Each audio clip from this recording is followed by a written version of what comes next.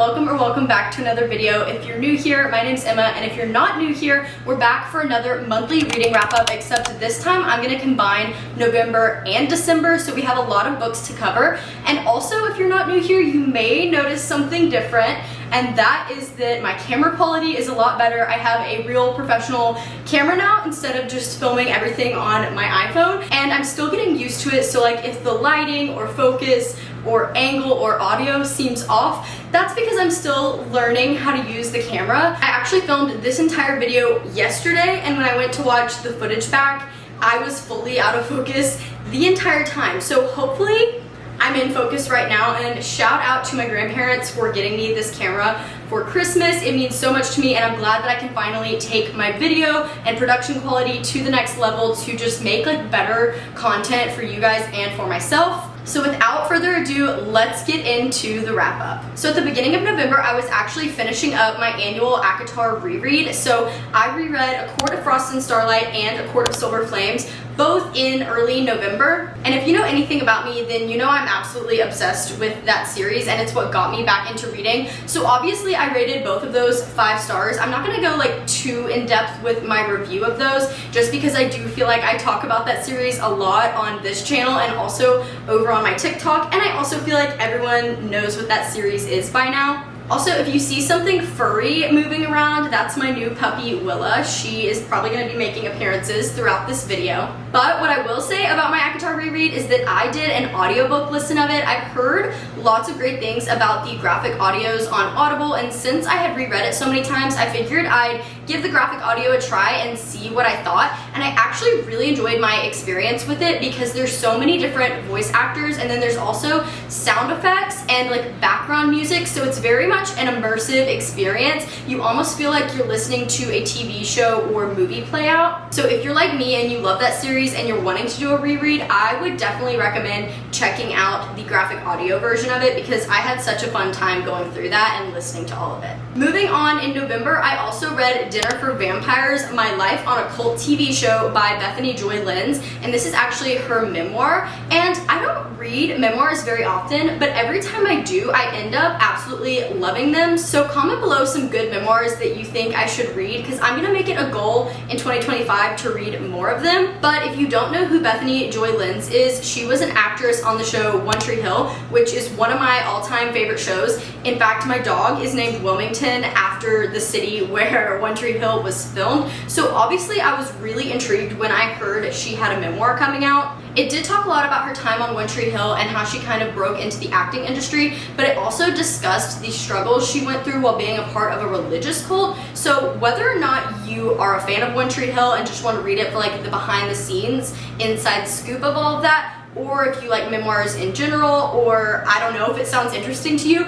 I would definitely recommend it. I also thought she did a really great job with the writing and the way she told the story. I did not give it a rating just because I typically feel weird giving ratings to memoirs since that's not a work of fiction, it's someone's personal life, but I will say that I highly enjoyed it and I would recommend it. I just am not going to give it a rating. And then the last book I read in November is the first book in the Bridge Kingdom series, The Bridge Kingdom by Danielle L. Jensen. This series has been on my physical TBR, like on my shelves for, I want to say almost 2 years at this point, and I for some reason never picked them up. And it's funny because this was always one of those series that I didn't hear a lot about, but for some reason I was really intrigued by and thought it would be something I would like. So I don't know why I put it off for so long, but I did finally get to it in the month of November. The Bridge Kingdom is a new adult fantasy romance. It's enemies to lovers, and like a true enemies to lovers, which I always really appreciate it when an enemies to lovers trope is not just like dislike to lovers. Like this was high stakes, they actually hated each other,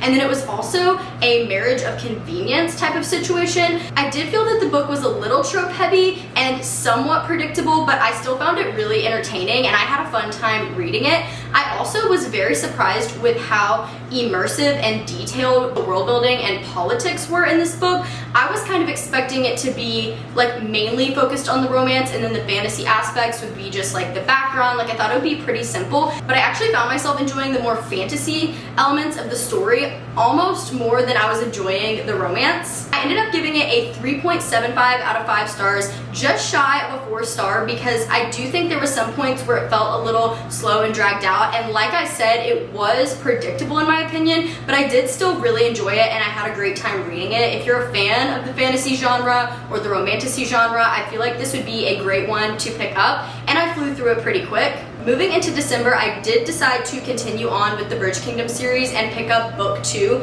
The Traitor Queen. I'm gonna go ahead and say I did not enjoy this one quite as much as I enjoyed the first one, and that's mainly due to the fact that I felt like conflicts were created in an attempt to kind of bring back the enemies to lovers and tension that was in the first book, and personally I just felt like that was unnecessary. And I found this one to be kind of slow, and I just felt that some plot points were unnecessarily dragged out in order to try and make the book longer. But for the most part, I did still enjoy it. I gave it 3.25 out of 5 stars. Then I continued on with the series and picked up book 3, The Inadequate Heir, and something I had always heard about this series is that books 1 and 2 follow a set of characters, and then books 3 and 4 switch to different perspectives, and I often hear people complain that books 3 and 4 are not as good as books 1 and 2, and considering I already didn't like book 2 as much as book 1, I didn't really have high hopes going into book 3, especially knowing the characters who we were switching to,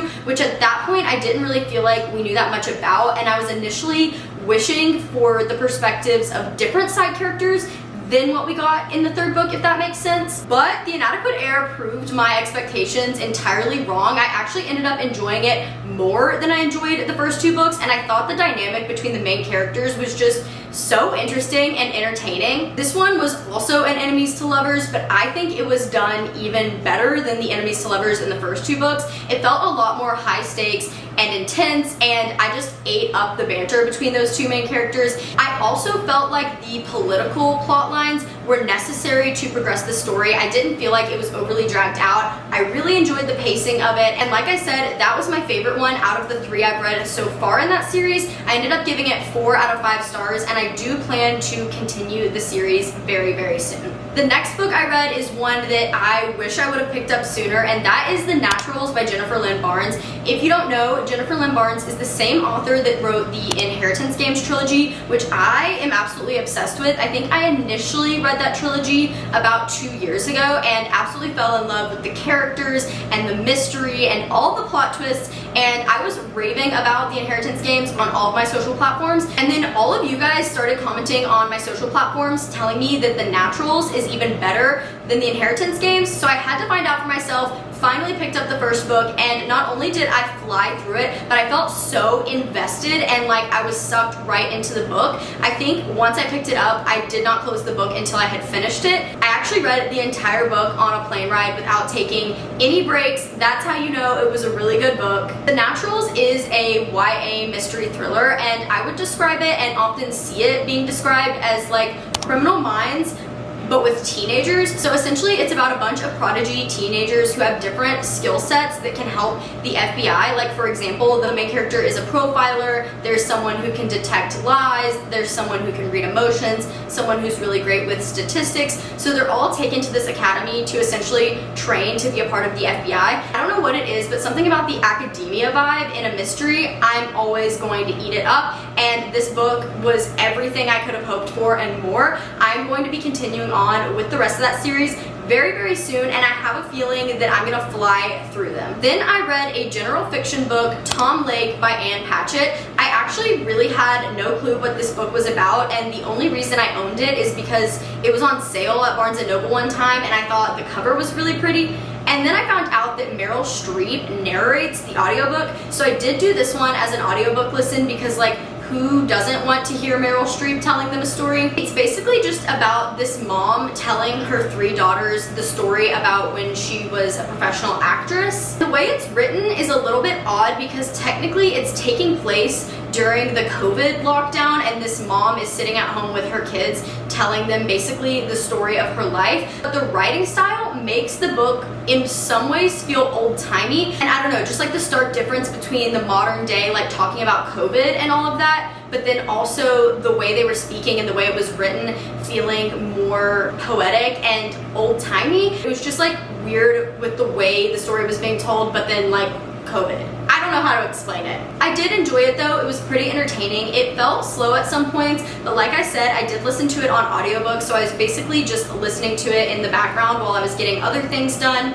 I ended up giving it just like a solid 3 out of 5 stars. It was a very average book in my opinion, but I don't read a lot of general fiction. That's not something I typically gravitate towards. So out of the general fictions I have read, I would say that I liked this one decently well. Then I read The Friend Zone by Abby Jimenez, and if you know anything about me, you know how much I'm obsessed with Abby Jimenez and her books. She's one of my auto-buy authors. Surprisingly, I had not read The Friend Zone yet, which I believe might be one of her first books, or it's at least the first book in the set of interconnected standalones it's in. But when I initially started reading her books about a year ago, I did not realize they were all interconnected standalones, so I totally jumped around and went out of order. But I finally did get around to this one, and I actually think I saw somewhere that the story of it is loosely based off of Abby Jimenez and her husband, which I think is such a sweet touch, and I absolutely loved it, just like I do with all of her other books. I especially loved the female main character because she was super sassy and independent. If I've said it once, I'll say it a million times.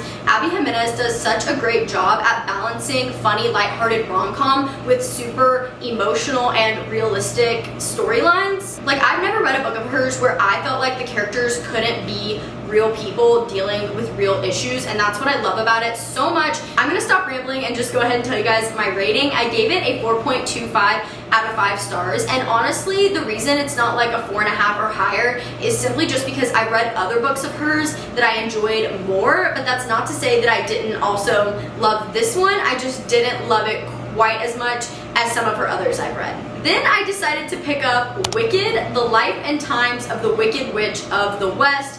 As many of you probably know, the Wicked movie just came out, which was based on a musical, but the musical was originally based on a book that was based on The Wizard of Oz, which was also a book. So I know all the lore and background to all of this. The Wicked musical was actually the first ever Broadway musical I saw when I was a little girl, and I've been obsessed with like the soundtrack ever since, and I'm also obsessed with the new movie. So I mainly picked this up just because I was interested to see the works that all of that originated from, and going into it, I had heard some interesting takes about the book. A lot of people on TikTok saying it's very odd and there's a lot of really out-of-pocket things in the story, and that is definitely true. I don't even know how to describe it other than to say it was extremely out of pocket, and a lot of things were weird and threw me off guard, but I still enjoyed it simply because it is the story of Wicked. I will say though, it was very, very different from the plot of the movie and the musical. It almost felt like very small, minor parts of the book got taken to be fleshed out to create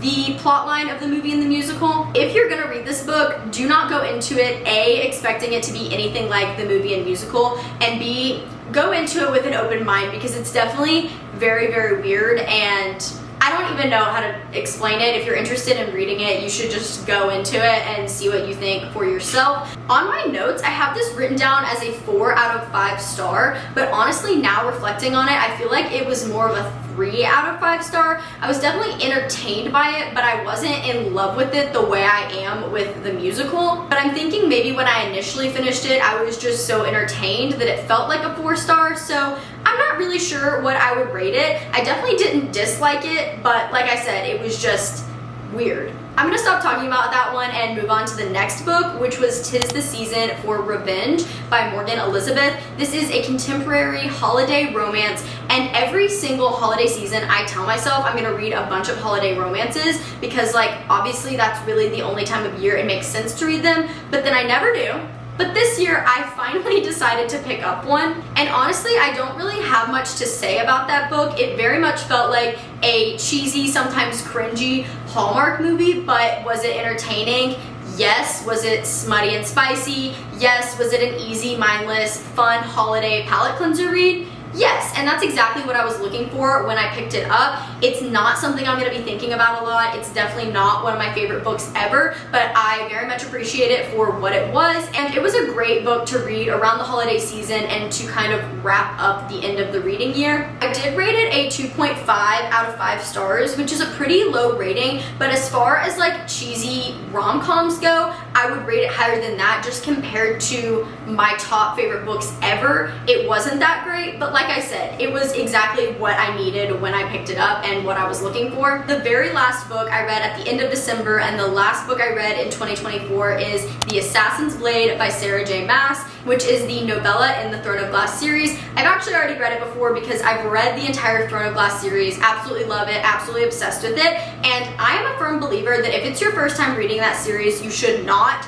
start with The Assassin's Blade. I tell people they should read it after Heir of Fire, before Queen of Shadows. That's how I read it the first time I went through the series, and I like to call that the romantic order, and I just always tell people it adds more depth to the characters if you read it like that. I know there's a lot of wavering opinions on this, and so many people say to start with The Assassin's Blade because technically it comes first in timeline order, but since I was doing a reread, I decided to go against the order that I would normally recommend and start with The Assassin's Blade, which is technically the timeline order. I just felt like switching it up and trying out the other order that people typically like, since it is my second time going through the series and I already know everything that's gonna happen. I rated it a 5 out of 5 stars on Goodreads, and that's mainly just coming from the fact that the series as a whole is a 5-star read for me. Like, I will never not love a book in this series because of how much I love the series as a whole. But I will say, I think the first time I read the series, when I read The Assassin's Blade, I think I gave it like